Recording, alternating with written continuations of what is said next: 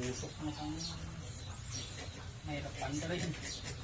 Yan, mausok na po kasi itong makina na to. May tama na po ang kanyang piston ring, kaya in-overhaul na po. At kailangan linisan talaga yung piston niya. Yung barbula niya, sobrang dumi na po, kailangan din linisin to, kaskasin.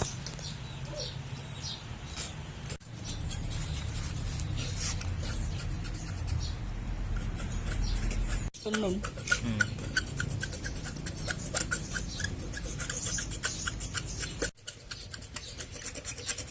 Ang papanood po ninyo ngayon ay ang pag-aasinta ng barbula ng Super Kama 12 horsepower.